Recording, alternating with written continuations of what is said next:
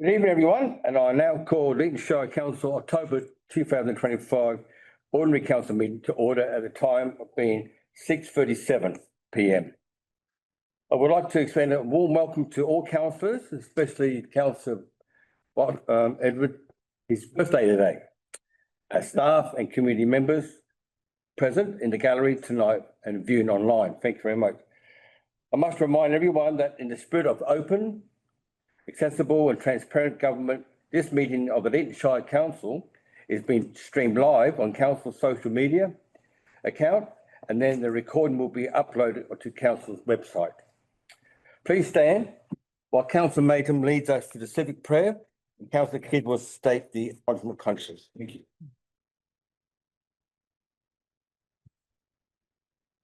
Our Father, who art in heaven, hallowed be thy name. Thy kingdom come, thy will be done on earth as it is in heaven.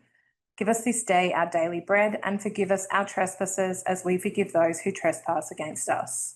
And lead us not into temptation, but deliver us from evil. For thine is the kingdom, the power, and the glory forever and ever. Amen. Leeton Shire Council acknowledges the Wiradjuri people and their continued impact on our community. We acknowledge their connection to the land, water and sky. We acknowledge all Aboriginal people who have made Leeton Shire their home, and as such we pay our respects to all Aboriginal elders, past, present and emerging of our Shire. Thank you. Please be seated.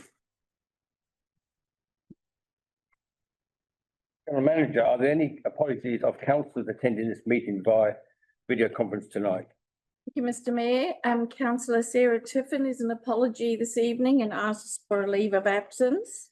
And also have Councillor Boston Edwards online as he is away attending a family funeral. Thank you. Thank you, General Manager. Please, can I have a move and a seconder, please? Moved by Councillor Tyne and second by Councillor Maitland. Those against? I put the motion is carried.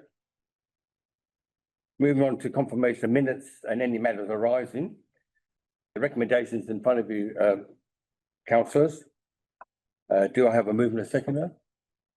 Moved by Councillor Kidd, second by Councillor Nardi. Anyone against the motion? Sorry, Mr. Mayor. I was reading on the website just this afternoon that the actual minutes are not up on the website. It's still the agenda. Has that been changed since then? Because it's still just saying it's been uploaded as the agenda under the minutes. The General Manager. Double check, it should be up on it. Yeah. Have the councillors received it? We just Okay. Yes, very good. Just checking, Councillor. All good. Yeah, just on the website, that's all.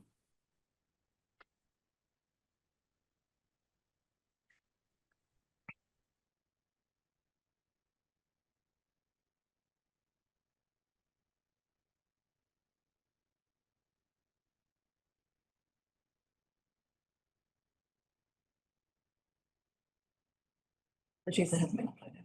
Nice. Isn't that one? Oh no, sorry. I'm confirmed.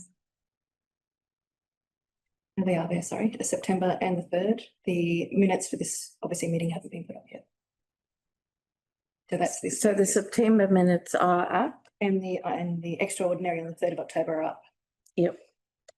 I've been informed, Councillor Edwards, that the September meeting and the extraordinary one in October on the website. So the October one says extraordinary council meeting agenda when you press the PDF link, and it only reads as the same agenda as the previous one, as the actual agenda link. So there's no like record of how people voted or. So are we moving, just so that we can move this forward quickly, are we just moving the September one? Or are we moving both the September and the extraordinary meeting one? The recommendation that the minutes for the ordinary council meeting held on Tuesday, 21st September 2025 and Friday, the 1st October 2025, as circulated, be taken as read and confirmed. That is what the recommendation and being moved.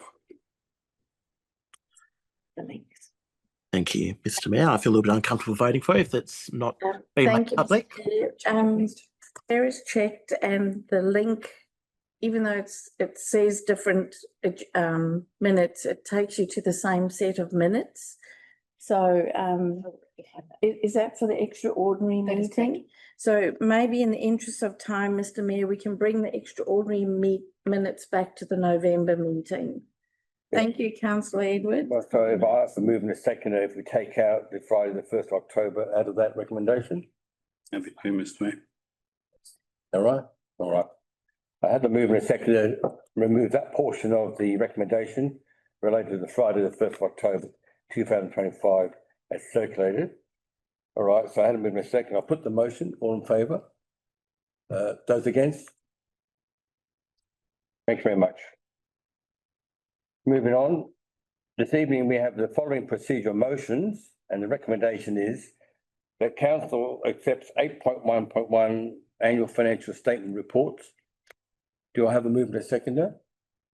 Councillor Kidd, Councillor Morris, movement seconder.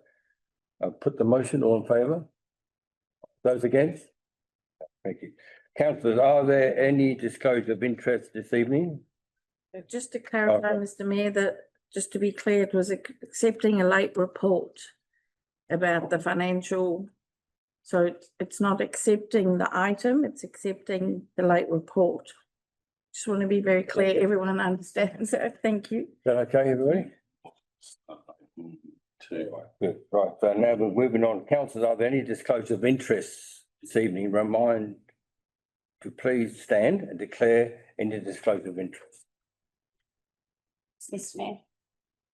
Thank you. I do have a disclosure of interest, being of the matter of addendum 8.1.2, that I have a less than significant non-pecuniary conflict of interest.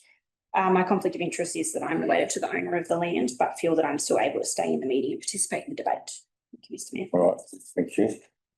Thank you, Councillor. Thank you.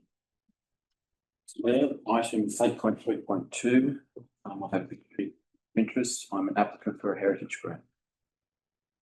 Do you? Thank you. All right, there's no mirror minute.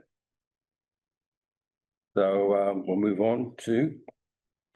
I would now like to introduce Mr. Josh Porker and Mr. Josh Porker from RSD, Audit in Bendigo, Victoria, to represent the Audit Office of New South Wales, which is Audit General.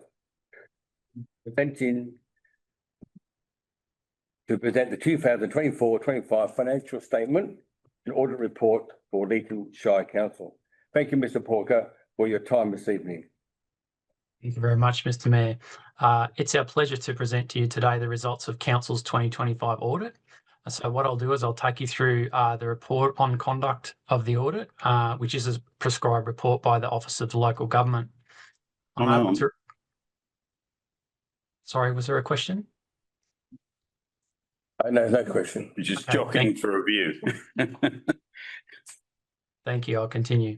I'm able to report to you that Council will be issued with an unqualified audit opinion based upon its financial statements for the year ending 30th of June 2025. This means that the financial statements contain no material misstatements and that they present fairly. In terms of the overall statement analysis, the income statement sees mixed movements contained within the report. The positive movements in rates and annual charges, which are up by 6%, are offset by negative movements in operating results for both grants revenue, including operating and capital, by 28% and 5% respectively in declines. The overall impact of these movements on the operating result is a negative 36%. The result has been influenced this year by the timing of financial assistance grants. Therein, 85% was paid in advance in the prior year compared to 50% being paid in advance for 2026. That timing does affect the financial result. Overall, the net result for the year before grants and contributions is a $1.9 million deficit. This is in contrast to a relatively break-even point that was reported in 2024 on that same measure. Looking at cash flow analysis, there is a decline in net cash inflows from operating activities of $8.3 million, while net cash outflows from investing activities has contracted by $1.8 million. This has been funded from financing activities that increased $9.8 million, and this funded the Roxy Theatre redevelopment and Leeton Early Learning Centre. In terms of financial position, Council's cash and cash equivalents has declined by $1.2 million overall. The portion of restricted cash held overall comprised 98%, being $51.2 million of Council's total $51.9 million in cash and cash equivalents funds. Council has increased its debt by $9.5 million in 2025. In terms of performance measures based on the analysis of the financial statements, for Council's liquidity, the Council has turned a favourable movement in results for these measures, with an unrestricted current ratio improving from 0% or 0 times in 2024 to 1.4 times in 2025, although noting the average is 5.6 times for rural councils, to put that into perspective. Also, available cash to cover expenses has remained steady, averaging around 4.5 months across both the prior and the current financial year. For capital expenditure, Council invested $15.8 million overall, with the largest spend going to roads, bridges and footpaths categories, and secondly to land and buildings. Finally, for debt service cover ratio, as Council drew down on finance, as previously mentioned, its loan principal and interest repayments increased by $900,000, and coupled with operating results declining by $1.9 million, this ratio deteriorated from 28 to 7 times. That concludes my report presentation. Thank you very much. Take any questions. Porter, thank you. Look, there is a recommendation in front of you. We need to move the second before we can discuss it. All right. So there is the recommendation in front of you, councillors. Do I have a move and a second there?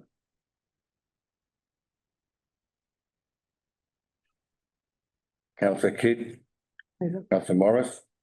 Now, any discussion? Mayor, to the auditor or the director of on page 12 of 114 of the document, there's a wonderfully big drop in the infrastructure backlog ratio, 24 to 25, which is almost down to the benchmark. I'm just wondering what happened in order for that backlog ratio to be dropping so quickly, such a high point. So it's like nearly a 40% drop, a bit under 40%. Which one? It also. Director of Operations. Thank you, Mr. Mayor. As the council will remember, when the original figures were brought out, we claimed then that there was a leeway in them that we needed to investigate. We've in fact done that, and we've gone through each and every category, and we've clawed back a significant amount, starting with roads where we had the best data, and we've moved now on through plumbing, through water supply, through drainage and buildings. Now, drainage and water supply, because most of the assets or many of the assets are underground, is a work in progress, and we hope that they too will join the others in a further downward movement. But what we've established to date is simply a matter of replacing poor data with good data. Wonderful. Through the mayor to the auditor or the appropriate person. On page 80 of 4. We might want to try and catch up with those councillors. Are you happy to catch up to that page? What was the page? I'm still getting there too. Right, yeah.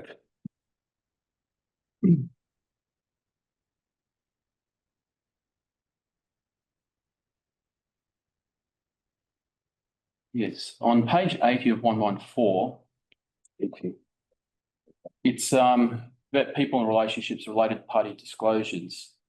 I note that the short-term benefits have increased by $382,000 from 2024 to 2025.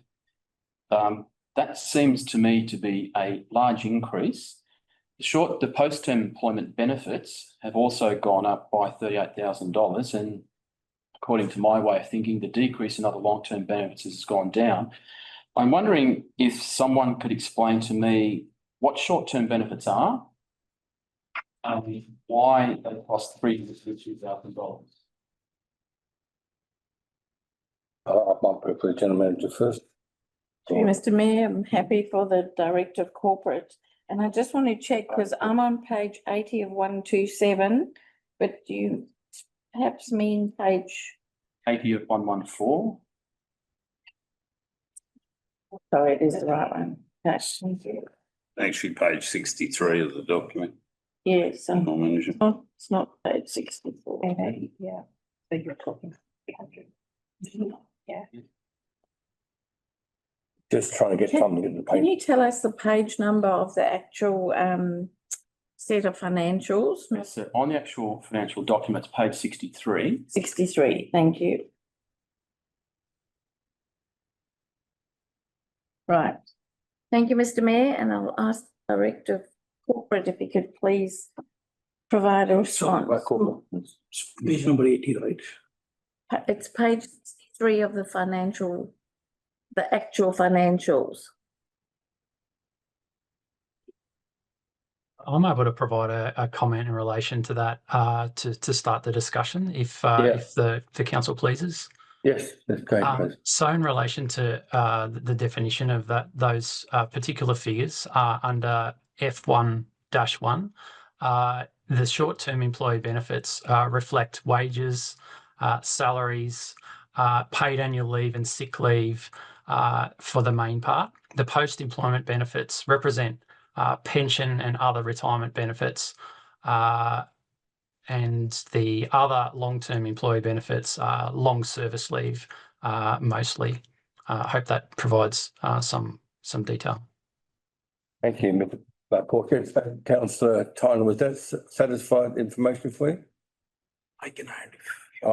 We might add a bit more, Director of Finance. Through you, Mr. Mayor. So the question that you asked, Councillor, about the increase in the short-term benefits.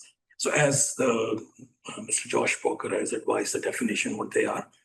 So the salary and benefits increase from 2024 by around 1.2 million, which is a mix of your award increases, your lump sum payments, performance step increases, and of course, some increase in FTEs.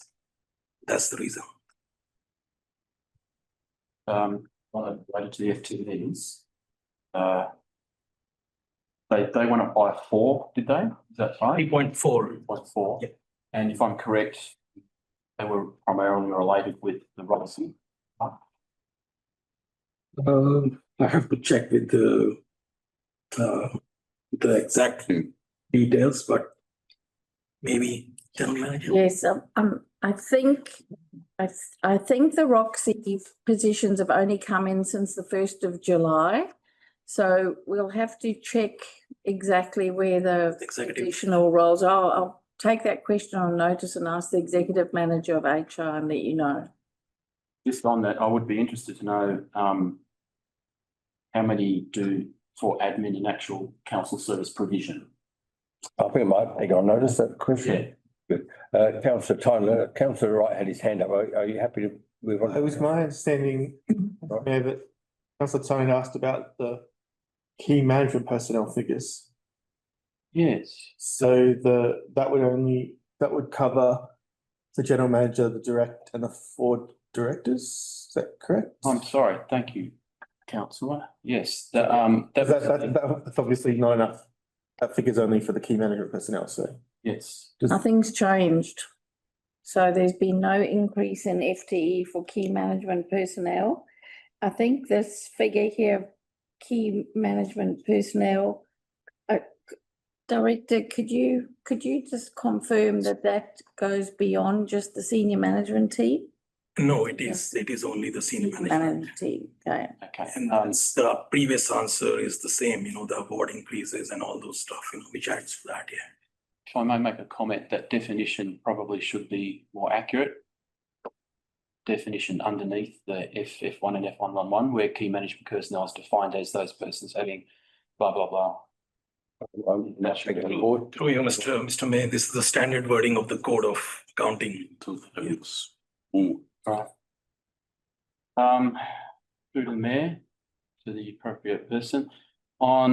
If you flick down to the next page, which will be 64 of the document. I'm just wondering about the $251,000 for air conditioning, maintenance and servicing. Is that this building included with the Roxy, or how many buildings does that service? I don't know. I have to talk to the Director of Operations. You will. I don't have an answer for you.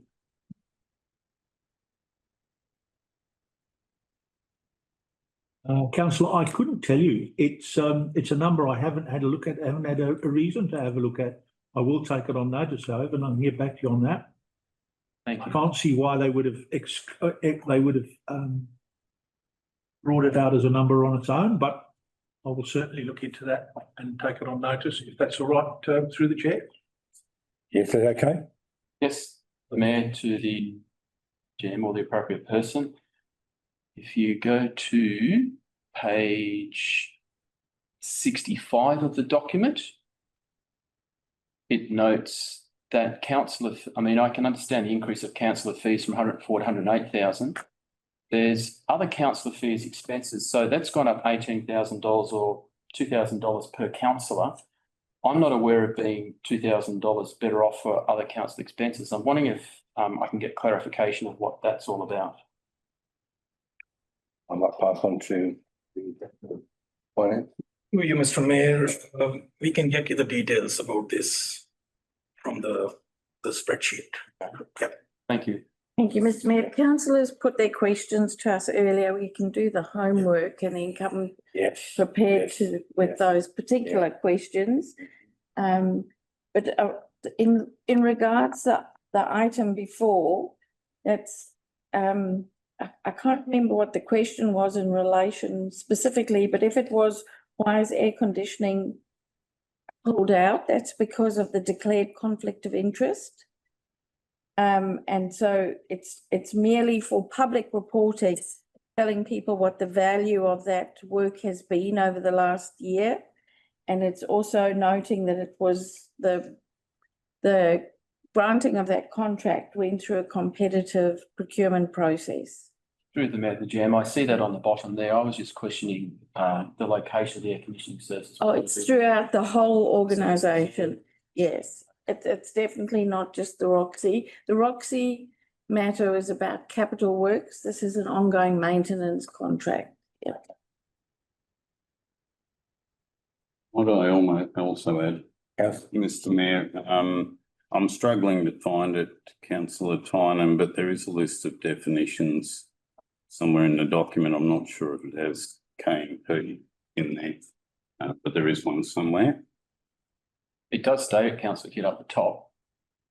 But I just, to me, the way I read that is key management personnel will be referring to bigwigs of the organisation, not. Yeah, it's quite. All right, for the sake of any more questions, like I did, Councillor Morris. Mr. Mayor, may I ask a question? I'm not sure if it's to the auditor or to our director. It's just relating to other revenues and the remediation. I noticed we picked up 450,000. Are you able to just give me a brief explanation, please, Josh, of what that is for? Sorry, it's in the notes. I can add it. -3, other revenues. That he can also answer the question. Yeah. So Thank you. I'm just looking that up now. I'll take that on notice. I'm just looking that up now. through you, Mr. Mayor. Josh, the Director of Finance can answer the question. He said he'll answer that. Yeah. Councillor, clarifying what page we're on, please, Mr. Yeah. And what Page 35, 35 of the document, Yeah, okay, or separate document? page 18, so it's in the notes section. thank you. All right, back to the Director.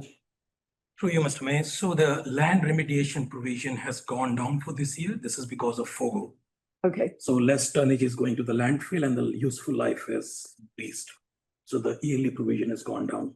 and that's very pleasing news because we had to have a big catch-up payment a couple of years ago, and Josh probably remembers, so that's good to see it come through the books. So very welcome. Thank you for picking that up. My other, Any more sorry, discussion? add another, Yes. sorry, just regarding some of our assets were revalued, and I noticed it had quite a substantial increase. And I assume that was from our independent valuers. That's right. That was now, were you surprised by the increase? I guess that's where I'm going with the question. Yes, through you, Mr. Mayor. So because we had the new valuers this year, which is APV, so their methodology has changed from the previous years. So, and also maybe the director of operations can also add, because of the componentization and the way they did the useful life, and some of the assets, the WDV has increased the written down value. So we had initially, so we have a total increase of 31.5 million revals. So Yeah, I just, I'm always cautious when I see such a huge revalue in our assets, because I don't want to see it move the other way then, with another value coming in a few years' time. But I do understand they all come of it with a different lens. Yeah. And I'm sure our auditors have had to take that into consideration.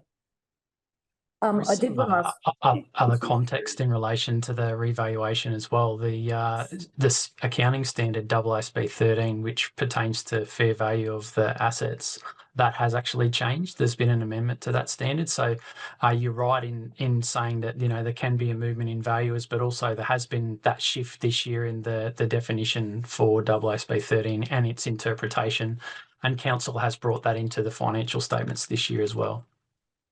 and what strengthens our bottom line, which is always encouraging. One other, further question. I did note in our statements now that with our rural fire service being recognised, so hence our unqualified opinion, which is welcome. I did, however, note that one of the notes, I didn't write it down, that they did, however, ask us to still do an asset listing for them, and I assume at council's expense. Is that uncommon, Josh, or is that seen across every state, every council in New South Wales? Yes, I can clarify that. So because of the value of the RFS assets, what the approach is that it's been determined the total value of the RFS assets and whether that is material to the council. So if councils don't record the RFS assets on their books and the amount isn't material, then the audit opinion can still remain unqualified or clean. So that's the perspective there. That's without the Rural Fire Service actually giving us a list of what they think their assets are. Yeah, that's right. Yes. Yes, very interesting. That they do. They do have a list that's circulated, but we don't keep that on inventory in our records at all. Okay. And that's been a deliberate step on council's part because we don't believe we own them. No, I know council's position. So the arrangement we have is for the auditors to get the information directly from the RFS. They need them, but we don't actively do it ourselves. I assume we've still got an obligation at this point to either endorse their list or not. Thank you, Councillor Morris. Thank you, Josh. Yes, the depreciation does bounce around, doesn't it, sometimes, different people. Yeah, and all right, so any more discussion before I put the motion? Looking around, I'm looking over there, all right. Now, I had a move in a second now. I'll put the motion, all in favour? Those against? Carried. All right, thank you. Next on the agenda is item 8.1.2 DA. Is installation of 7 frost fans at lot 2 DPI 1251196, which can be found on page 5. Before we discuss the recommendation in front of us, council will need to adjourn to allow the online public representation from Mr. Ian Mason, Ms. Vanessa Nola Woods, and Mr. David Woods. So do we have a move and a seconder, please? moved by Morris and second by Wright. Thank you very much for put the motion. All in favour? Aye. Those against? Good, thank you. Thank you, councillors. Remind to our speakers this evening that you will all have a maximum of 3 minutes each to address the council. Remind to councillors that after each speaker, you may, through the chair, ask the question only of the speaker, and they must be direct, succinct, and without argument.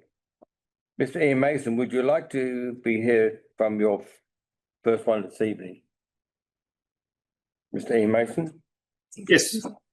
Yeah, good day. Yes, I'm here to represent Frostboss, or Australian Frost Fans, and also on behalf of Marcello Malamos, who unfortunately can't be here tonight because he's busy grafting trees that he needs to plant for tomorrow.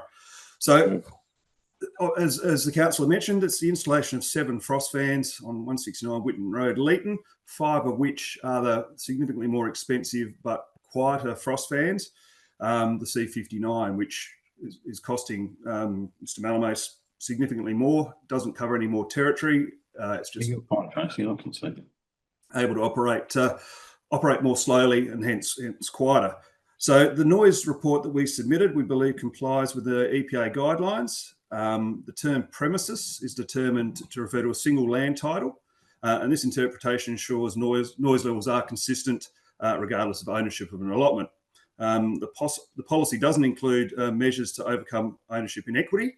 As a result of that, the policy, which is based on the South Australian policy, which was initiated and has been operating since 1999, and has never been used to look at cumulative noise from other sources and other allotments. Basically, without equity for all scenarios, it's unreasonable to require the application to consider noise from other frost control measures on allotments with different titles and different ownership. I believe Joe Nardi, who runs the MFC packing shed, has also submitted a letter of support outlining the economic importance of the Malamos operation to Leeton and the Griffith area. Basically, we believe the same rule should apply that allowed Villa Rosa and Pacific Fresh to install frost fans legally, and to not do so severely disadvantages M&D, Marcello and Dominic Malamos. That's probably about all I've really got to say. We believe it complies, and we've done everything we can to ensure that the quietest fans are being utilised. Thank you, Mr. Mason. Any question, councillors, of Mr. Mason? Councillor Morris. Thank you, Mr. Mayor. Sorry, Mr. Mason, you mentioned the South Australian legislation, and I missed, sorry, what was that in reference to?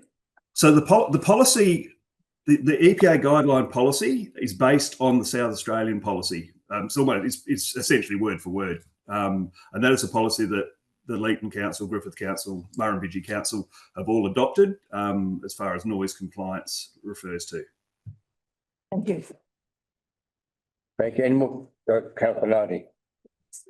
Mr. Mason, just wanting to know the previous frost fans that were put in on the Malamos property, were they installed by your company? Yes, they were. And I'm unsure as to whether or not you'd be able to give the answer to this due to the fact that they are not present tonight. But do you have any data from last year as to how many nights that they actually turned on in the period of the May through to November? I can look it up if I have time. Yep, happy to take that on notice too. Yep, I can do that right now. Thank you. All right. Any more questions of Mr. Mason before we move on? I've got a question. You go, John. Why did you decline not to give us a cumulative noise study as required by New South Wales legislation? Because we believe that the legislation doesn't require that. And what that then creates is a massive inequity. And I can refer to a situation in the Griffith Council where a particular individual installed the noisiest frost fans you can possibly install. And if the cumulative noise effect is used for other allotments around that prevents any other grower other than him from installing a frost fan, which creates a massive inequity. Right, all right. Any more questions before we move on to our second speaker? Thank you. Thank you, Mr. Mason. My question was. So moving on to our next speaker, Mrs. Vanessa Nolan Woods. Thank you, Mrs. Nolan Woods. You'd like to go ahead and say a few words? Yeah, thank you. I just want to check everyone can hear. You have 3 minutes, unfortunately. Yep, no worries. So thank you for the opportunity tonight. This DA is a significant impact on the health and wellbeing of my parents, George and Nancy Nolan, who are long-term residents of Leeton Shire Council. And in fact, I would say any personal family that resides in that residence on farm 727 Davies Road. My dad was going to be here tonight, but this is actually just too overwhelming for him, and he's not feeling well on that basis. So the impact of the frost fan is already known to our family from current frost fans from neighbouring properties, with frost fans proposed for this DA located on a much closer vicinity to the family home, which has created much anxiety for the family. Assurance is also that the council has an obligation to protect the residents against noise, particularly in evening hours. Many councils across the country impose noise restrictions in certain circumstances to ensure all citizens have the opportunity to live in a safe and peaceful environment.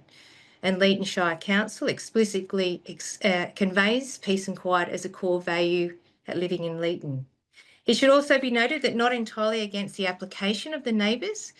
We've been in agriculture as well, a long-term family, generational Leeton Shire Council residents, and our goal is sustainable agriculture. Our intention is aligned to the frost control fan policy to find an equitable and balance between both the use of frost fans and the amenity of the surrounding residents.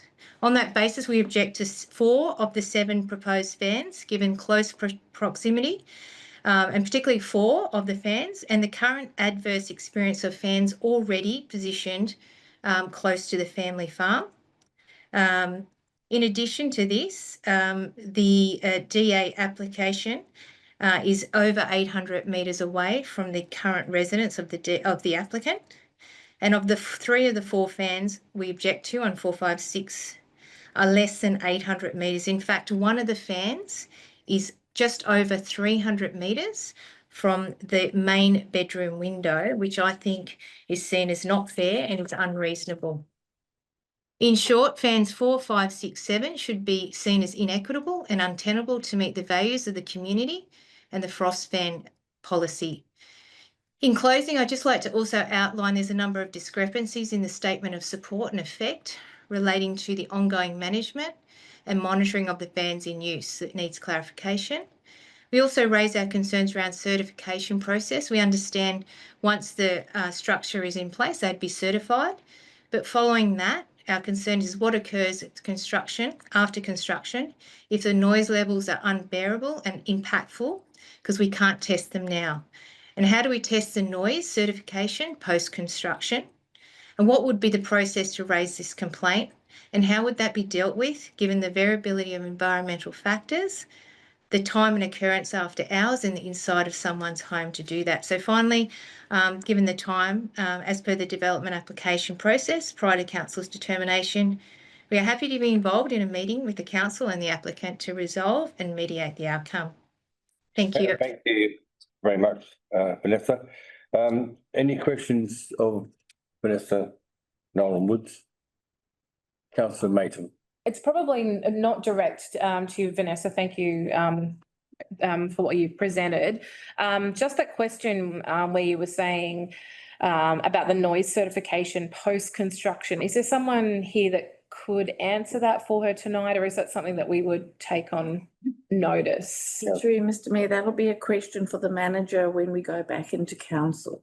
Okay, no worries. Any more questions of Vanessa Nolan Woods? No. Thank you very much for that. Our final speaker for the evening on this agenda item is Mr. David Woods. Mr. Woods, you've got 3 minutes. Thank you, Mr. Mayor. Look, honestly, I was here just in case Vanessa's away on business at the moment. I was here just in case to clarify any outstanding points. I'm happy with where we are at the moment. I don't have any further comment to make, except that, the impact to Vanessa's parents is going to be quite substantial to their well-being moving forward. Thank you very much, Mr. David Woods. Is there any questions, Mr. David Woods, before we go? No? All right. Thank you to our speakers this evening for taking the time to address council. We will be now resuming the meeting. Councillor, can I please have a move and a seconder? By Councillor Nardi, second by Councillor Tynan. Put the motion. Those in favour? Those against? Carried. All right, now we'll go into item 8.1.1. All right. It's about the DA now. Yeah. Right, yeah. 8.1.2.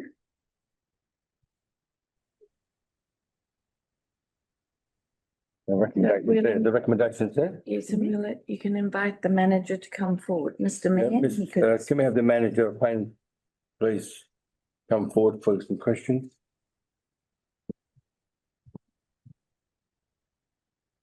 Mayor, thank you. So what we have here is the installation of these frost fans. This proposal is permissible with consent. It's permissible in RU1 primary production zone. However, when council assesses the impact of development, we do it under the heads of consideration, which is section 4.15 of the Environmental Planning and Assessment Act. And there's a legal requirement on council to consider impacts of the development. When we consider the impacts of the development, it's not just the 7 frost fans that will be installed. We have to look at the cumulative impact of the 26 other frost fans in the background. And that was the basis for requesting more information. The applicant advised that council's frost fan policy doesn't consider the impact of background noise like in this instance, but the council policy does not overrule the legislation. Legislation, Environmental Planning and Assessment Act, is our highest level of authority, and the Land Environment Court demonstrated this numerous times that consent authorities must look at the full impact of development that is proposed plus existing impacts. If we can get an updated report that include the 26 frost fans that is in the locality at the moment, we can have a better picture. But at this moment, council is not confident that it's not going to have a detrimental impact on neighbouring property owners, and in this case, the objective itself. Any questions of the manager? Councillor Wright. Mr. Mason commented that he doesn't believe that certain provisions that we've stated, or that this recommendation is being based on, exist in the legislation. Can you respond to that?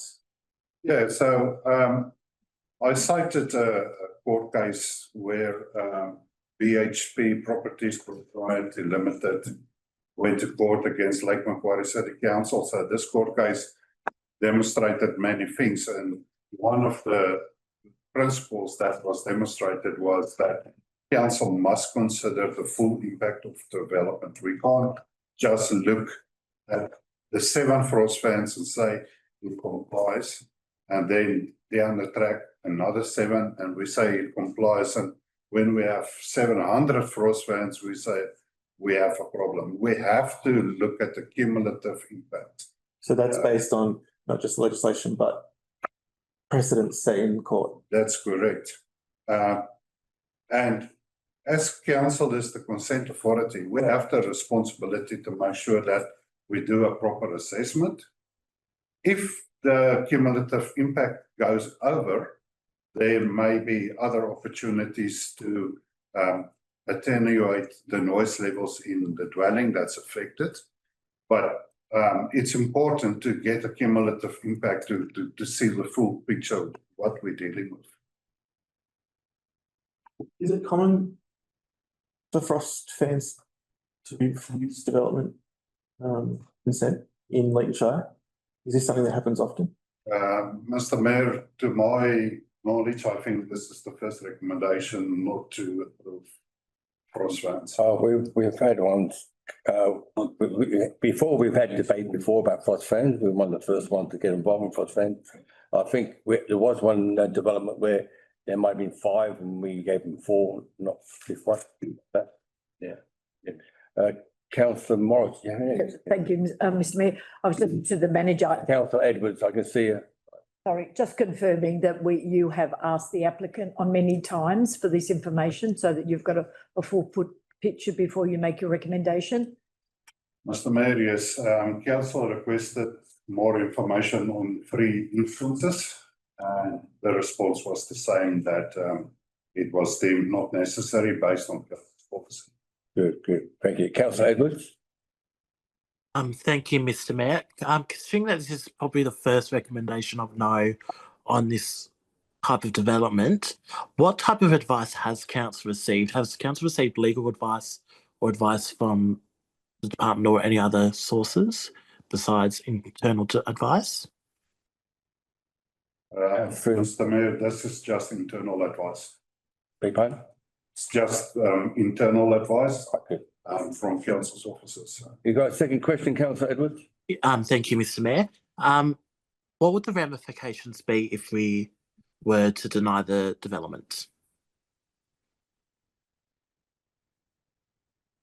Or vote against the development consent?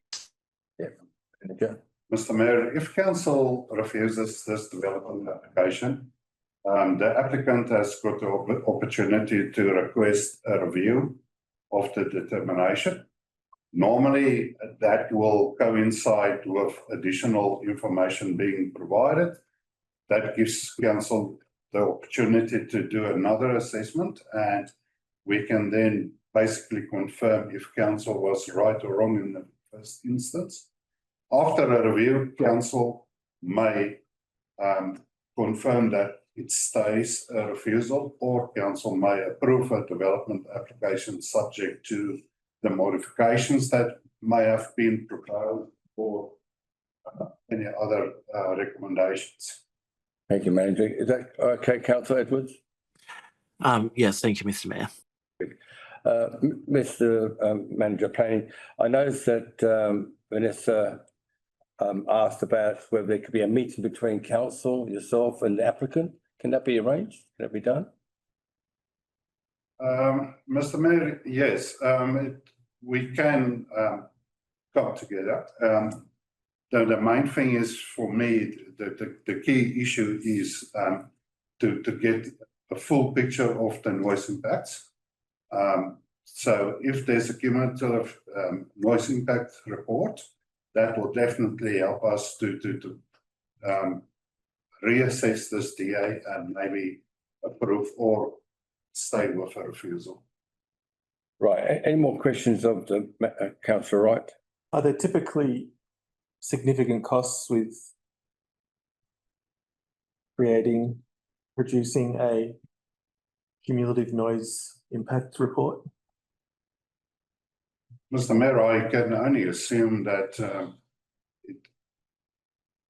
it will be extra effort, but I don't think it's a major financial burden on the person. It's we're not talking to just clarify my question. We're not talking EPA environmental impact report levels of expense. It's fairly narrow.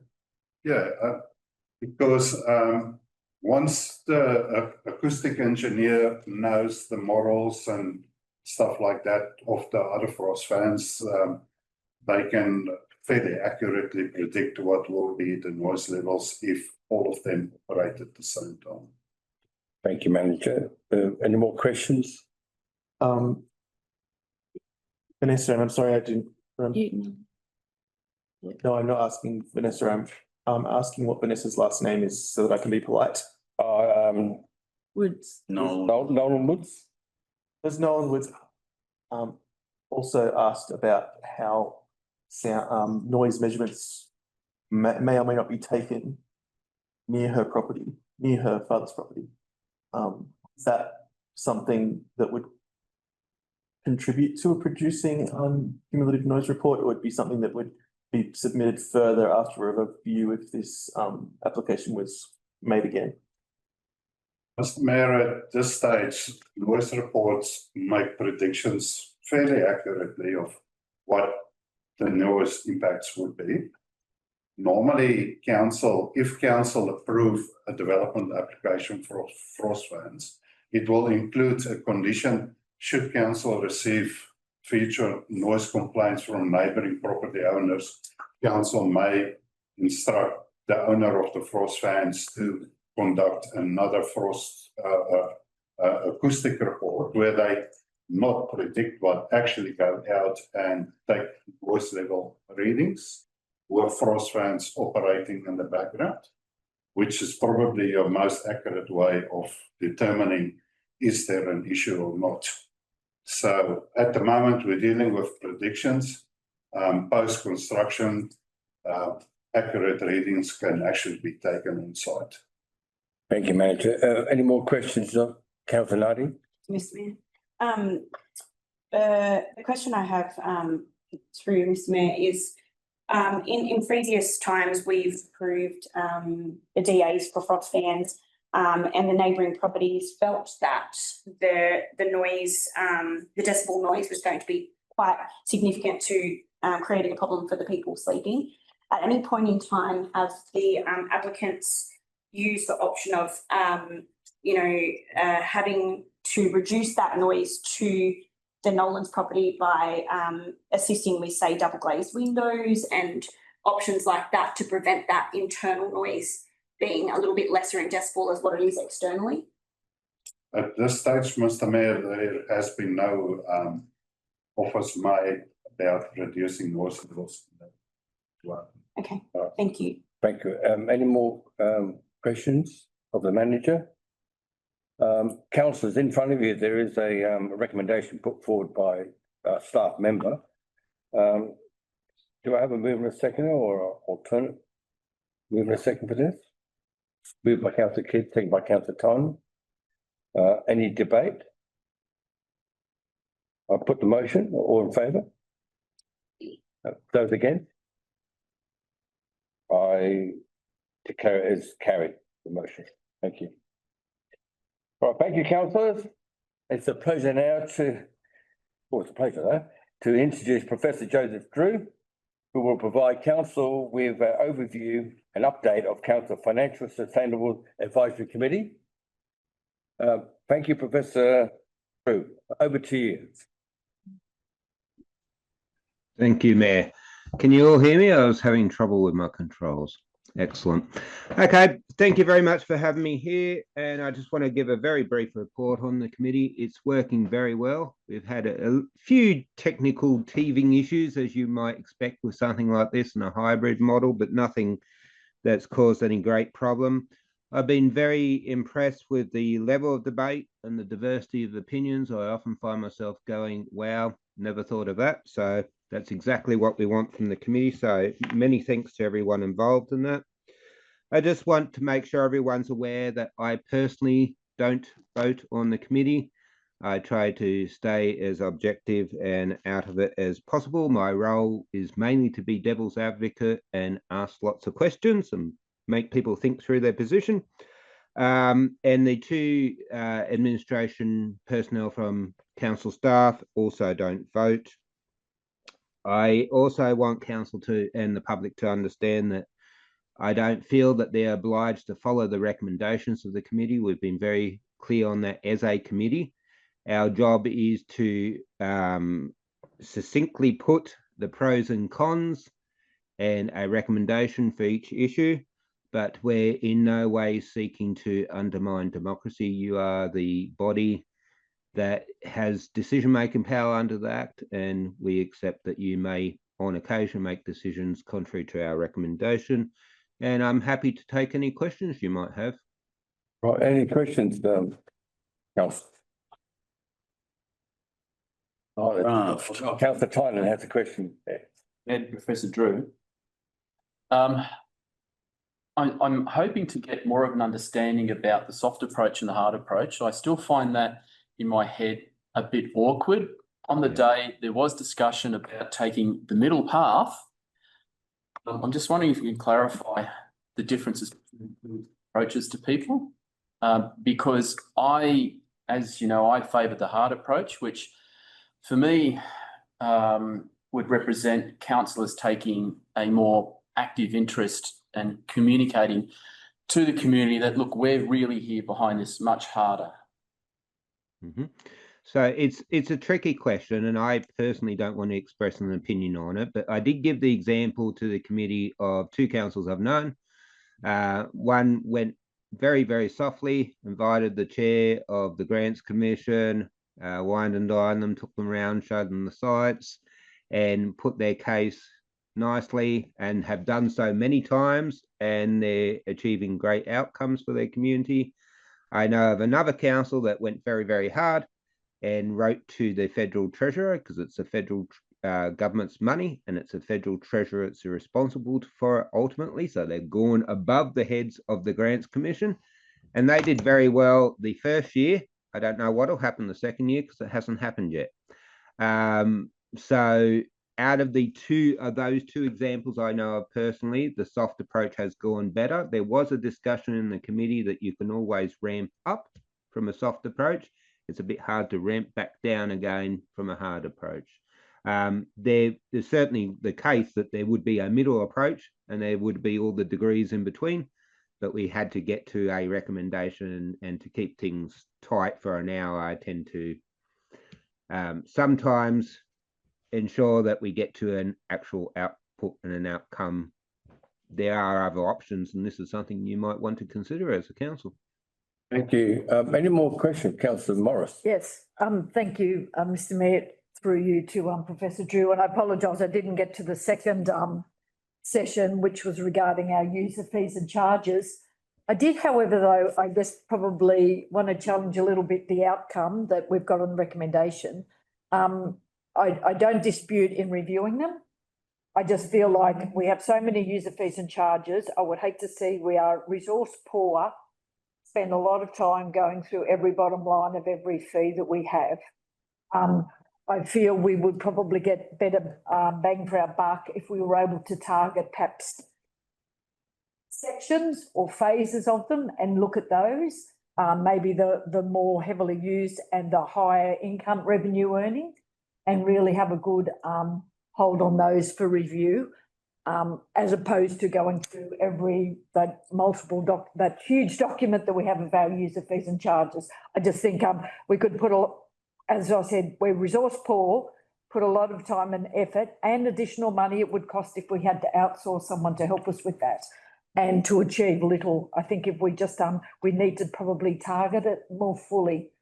Have you got any thoughts on as I was reading that, that was kind of coming through to me? Okay, so you've highlighted the great advantage of the scholastic model that we're using. We go through the objections first before we look at the points in favour of it. And that is one of the objections that was raised. It's a very real objection. It was raised about potential cost benefit payoffs from it. It was also raised about the issue of looking at some fees that are very small and very low yielding, and whether would it be worthwhile. But it was also put up in the meeting that if we're interested in local government as a moral endeavour, and we're interested in making sure that the person getting the thing pays for it, or at least knows how much everyone else paid for it, and not drawing on the tax pill without making it transparent, that we would want to ideally do it with all fees and charges over time. But certainly the cost and the time involved was an issue that we spoke at in length, and this is one reason why we've recommended split it into 4 lists. And it may well be that the council decides that we do split it into 4 lists like other councils have done, and perhaps in a given year we never get to the end of the list if we don't get the time to get through it. But if we keep repeating this cycle over and over and over again, we will eventually get there. But there was certainly the opinion expressed by a lot of people that we do need to know how much things cost, and we do need to know how much subsidy we're providing, especially if the subsidy is coming out of the common tax bill. But certainly your position in your reading is valid, and it was certainly an objection that was listed. And I don't think there's much that escapes the attention of the FSAC. I think we hit every objection and supporting point at some stage during the hour and the many debates that happen online through the weeks. Thank you. And I think your point is very valid. It's not only us making a better and informed decision then of when we're setting the fees each year, it's actually making our community aware how much council actually subsidises each of their interest groups or whatever it might be. And I think that's a more important, I mean, yes, if we can raise some extra revenue accordingly, but I certainly think the awareness for the community to fully understand how much council supports and is out of pocket to contribute to, you know, the services that we are able to offer. So thank you. Any more questions of Professor Drew? Councillor Kidd. Mr. Mayor, good to speak to you again, Professor. Councillor Kidd here. I've been enjoying things so far. I'm concerned that we might be penny wise and pound foolish, in that if we go chasing down rabbit holes, we better just to look at those four and draw half a dozen charges out of a hat, almost you know, a lottery type setup, rather than try and deal with them all systematically. I'm conscious we can spend an awful lot of money for no return. In fact, we might even go backwards in a lot of areas. And I'm just wondering, do we try and pick winners, or are we better off just going for a, you know, a lottery draw, raffle ticket draw? Okay, so I understand I'm in here as in my capacity of chair of the FSAC, and I make a point of not trying to be giving my personal views on things. I gave my personal views in the financial sustainability report, but certainly I do know of councils that list it in 4 lists and go from highest yielding, work their way down, and if they never get to the end, well, they don't get to the end. The idea of picking some at random is also something I know has been done elsewhere. They're both options. They're the in-between options. But yeah, I don't want to advocate for one position, but there's certainly options within the information we've given you in those summaries. So in the normal, in any previous studies with other councils, and I realise it's a fairly small group, have they just started at A or the highest number and worked down, or has it been? So with other councils I worked with in the past? Yeah. So I've always advocated splitting it into four lists, because during the term of a council, you'll hopefully get through all the lists. The ones who have done it to date have listed from highest yielding down to lowest yielding. They've worked their way down, and I'm pretty confident they never got to the bottom of the list. Realistically, you can only do what you can do, and I imagine next 4-year cycle, they'll start where they left off last time. They'll index it in between. And perhaps it is the case that over 8-12 years, we finally get to know what everything costs us and what the level of subsidy we are providing for things. But as I think you're intimating that there seems to be a desire to start, maybe you can't get it all finished, but starting is a start. Yes. Could I ask, perhaps, no, look, it's just eluded me. I'm sorry. I've just had a senior's moment. I apologise for that. I'll see if I can remember it in a minute. Thank you. So, Joseph Drew, look, first of all, thank you for your time and effort. And I think it's great. We've got that little committee going of 10 people from the community plus councillors. And that's a new idea. And I reckon it's good at what we're doing. We've got a cross-section of community. It's fairly wide to a certain degree. I think it's pretty good. The community is listening to us now at this meeting. I just want to let them know that we are trying to see the best way forward in fees and charges. And I think it's common sense to start from the most expensive one and go through to the lower one, but we'll work that out as we go forward. But I think the information coming from that committee is good common sense information. There'll be some winners and losers, that's right. But I think the committee will be quite happy for us to actually sit down and look how much money we are paying in subsidies for different services that we have. And I thank you for taking us through that. You do give guidance, but you do leave the decision making to those people, which is good. And there is a recommendation in front of us. Is there any more questions of Professor Drew?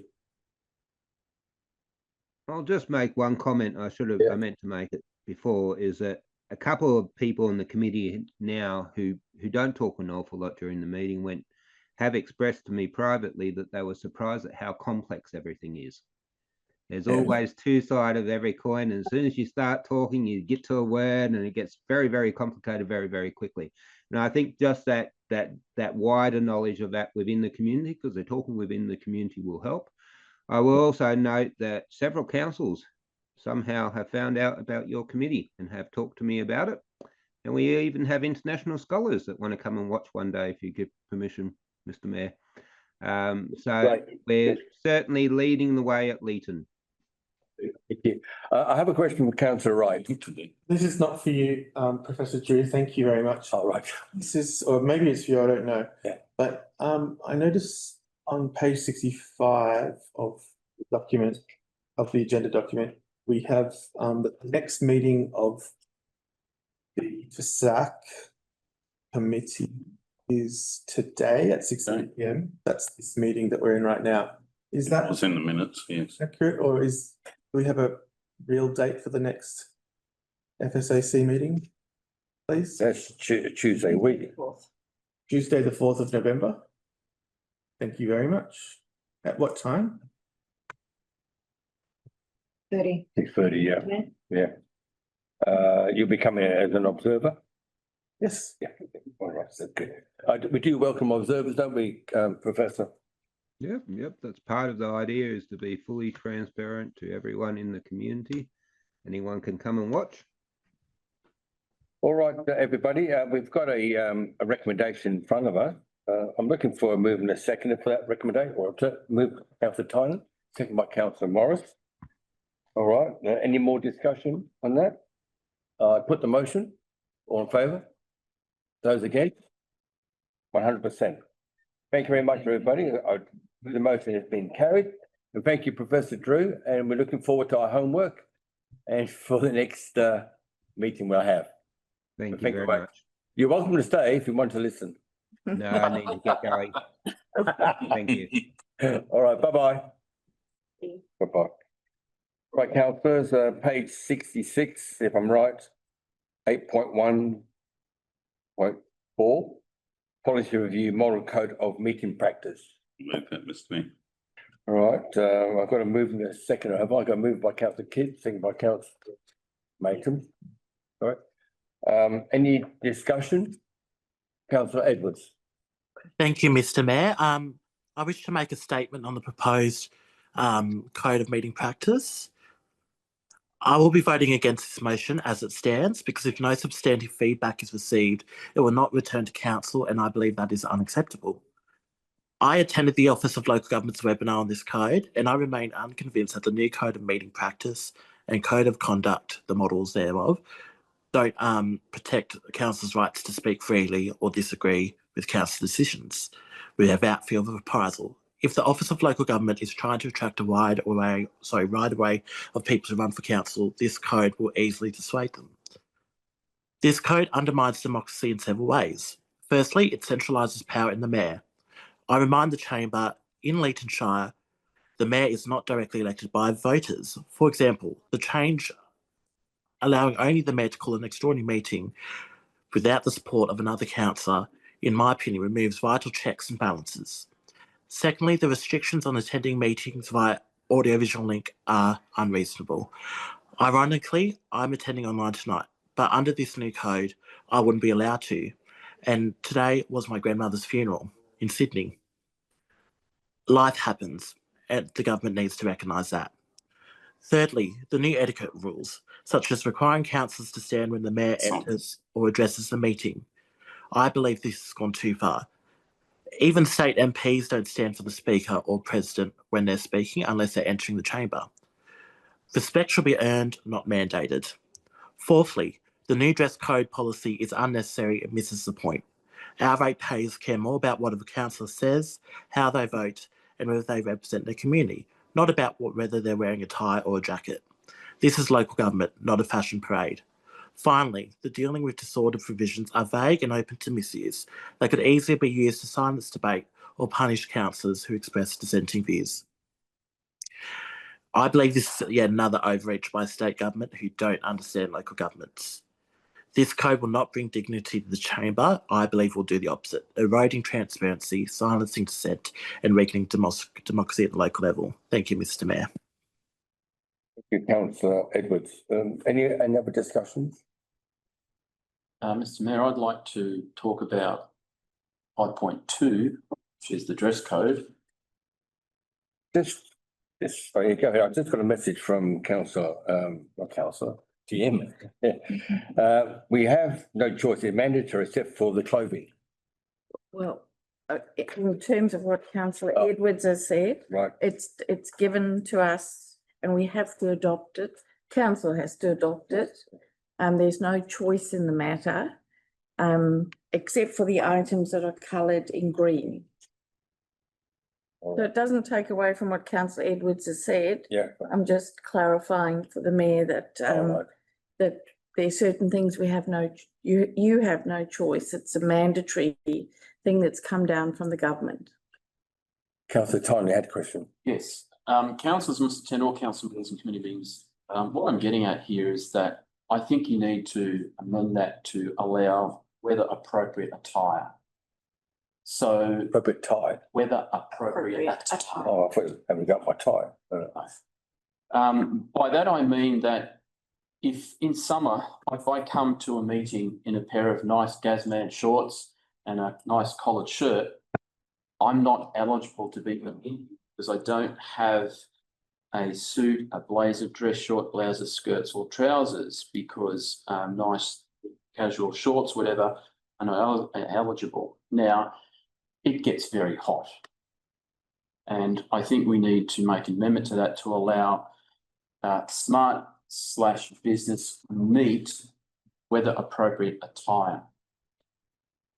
Because I can promise you one thing, that if you make me wear pants and suits and that sort of stuff in summer, you'll have to kick me out.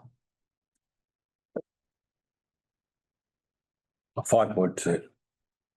So from what I've heard from Councillor Tynan, he's suggesting that it says smart business/neat appropriate attire and remove the rest. Is that what you suggest? Yes, so look, like weather, I mean, attire is always weather appropriate. Yeah. But I would just like that to be more clearly stated because those sorts of clothes that are there, that are listed as examples of smart business attire, really are winter weather things.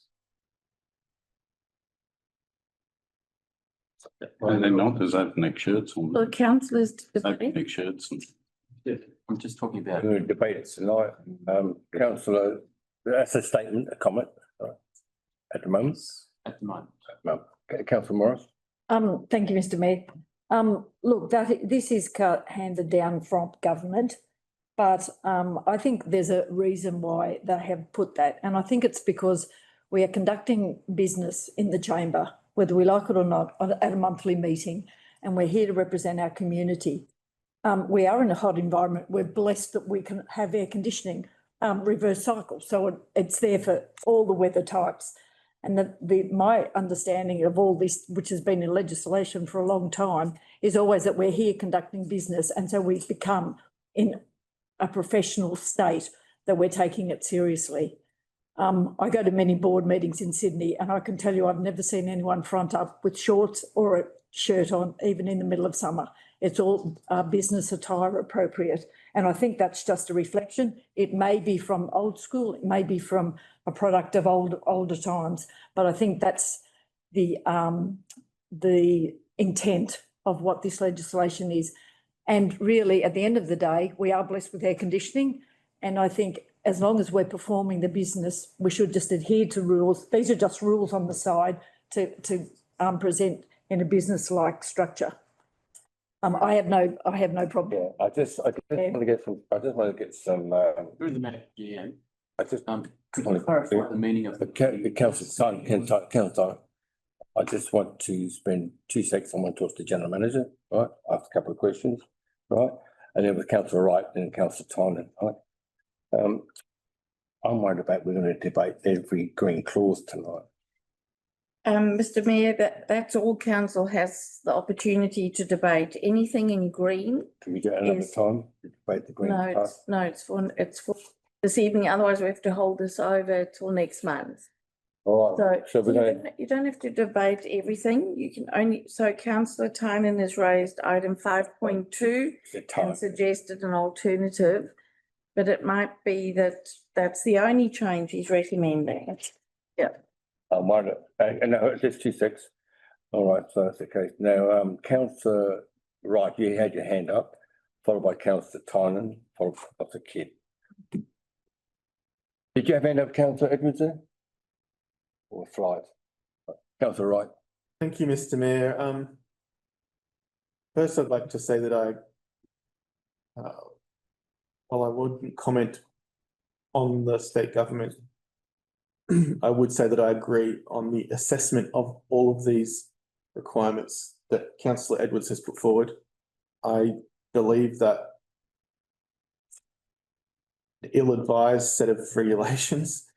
I resent our being micromanaged to this extent. I believe there are checks and balances in place to deal with dysfunctional councils through the OLG and other mechanisms. As regards the one point that we're apparently allowed to reject or modify, I would point out that we're all adults, we're all elected by the people, and I don't think we need to introduce any more rules than we're absolutely required to. I certainly think that it's an entirely subjective matter for whether something is formal or casual. I think that any reasonable member of the community would agree that we all treat these roles seriously. And certainly if we were to ever appear so slovenly that we would bring this chamber into disrepute, that would be reflected in our reputation as politicians, and would be in a small community especially. The consequences of that will be reflected in our next election. I won't be voting for any motion that includes 5.2 at all, purely on principle that I won't be instructed that level of detail. I don't see it as necessary at all. I also would like to ask what the consequences are for us as a council legally if we vote this entire motion down. I just want to know, because I think we should need to know the consequences of what we're doing. At the moment, we've got discussion, there's no motion. I'm asking a question. Through Mr. Mayor, I'm asking just about the recommendation. If council Wright's referring to 5.2, if the council resolves that way, it doesn't need to be mentioned at all. The model code of conduct allows it in as an optional matter with council to fill in how, if there's a dress attire that it wishes to do. I'm talking about the entire recommendation. The entire recommendation, if the whole of council was to vote against it, we would land up being non-compliant as a council, and then but the full code of meeting practice comes into effect on the 31st of December. If you haven't adopted it, then we are having to work to the model code as set out by the government. What So, one follow-up question, Mr. Yeah, please, yeah, we're all learning at the same time. What options do we have for civil disobedience, I suppose, of rejecting the implementation of elements of the model code that we collectively reject? But through Mr. Mayor, I think councillors will see in the current code of conduct, there's a dress attire in there. So I'm getting over. I'm using that. Talking about the entire thing. Yes, so what I'm alluding to is I think we find a way of working practically around the code.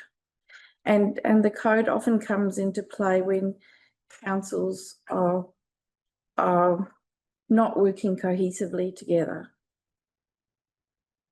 All right, so we've got two questions happening here. We've got Councillor Wright, who doesn't like the whole kit and caboodle, and we've got Councillor Tyner, who's just asking about the attire. I might give you a go to Councillor Kidd. May I make an amendment up on the board there? I think that's a fair statement. So I'd like to amend what was there before to that brief paragraph on the top that's highlighted yellow. I'm allowing discussion rather than moving seconds. And Mr. Mayor, I have a question. yeah, sure. Yep. Yeah, you okay? Oh, yes. Councillor Kidd?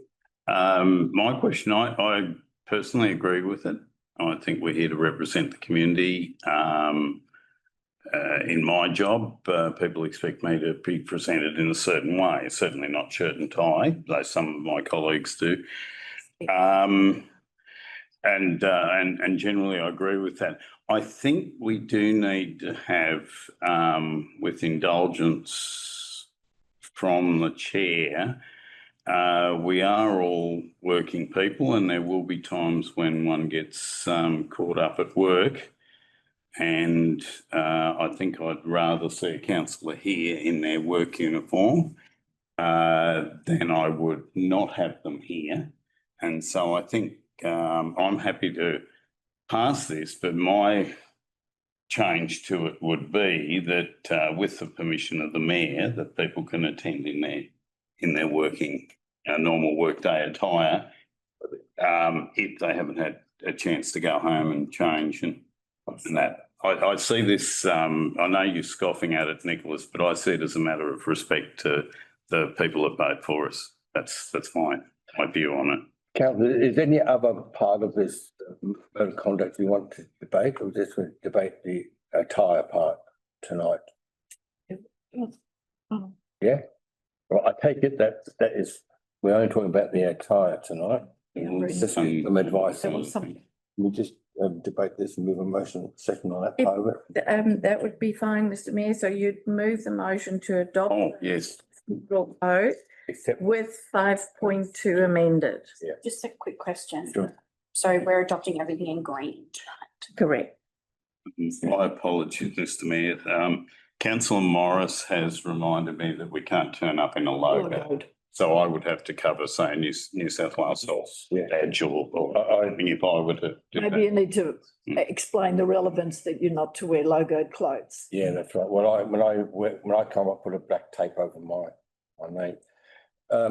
Councillor, are you happy to adopt this and debate the 5.2.2 first as amendment? Sorry, could you say that? The attire part of it, right? The attire, right? Debate. Yeah, we can. Now, then we. If we adopt the bulk of the mode of conduct, right, without that section in it, and then we debate that section. No, nobody has moved a motion, have they? No. So Nicholas, I'll move a motion if they wish to. Right. Can you move a motion? I'm able to move the motion. The kid moved and councillor Mayton seconded. All right. Okay. Good. All right. Good. All right. So that's that. Now So anyone could move an amendment now. Now we're going to debate that section up there, 5.2. Because we've adopted the code, we're at that 5.2. We're going to talk about 5.2 now. So if you want to adopt it, can you put the motion to adopt it except for Oh, yeah. 5.2? We had to move the motion for adopting the model we're at 5.2 in it. Those in favour? Those against? Councillor Edward had voted against that. And I would like that recorded, please, Mr. Mayor. Right, and been recorded. Thank you. Good. Now we're going to debate that section of the code, which is 5.2 in regard to the tyre. I agree, is that right? Now, councillor, at the moment, there is a no. You want to move a motion? Mr. Mayor, make an amendment to previously there. The wording that's up on the screen there at the moment, councillors must attend all committee meetings in smart and need appropriate attire and clothing for personal or company brand photos, not appropriate at formal sessions. I think that's not so prescriptive. I'm happy with that. I would like to make that amendment. Well, you need a seconder. Yes, just move it. It's not an amendment. I'll just move that. Is there a seconder for councillor Tom? Is it written up there properly? You make voting. Councillor Edwards, you're backing them? Yes, Mr. Mayor. Yeah, right, yeah. All right, so we've got a motion now on the table, moved by councillor Tom, second by councillor Edwards, to debate it.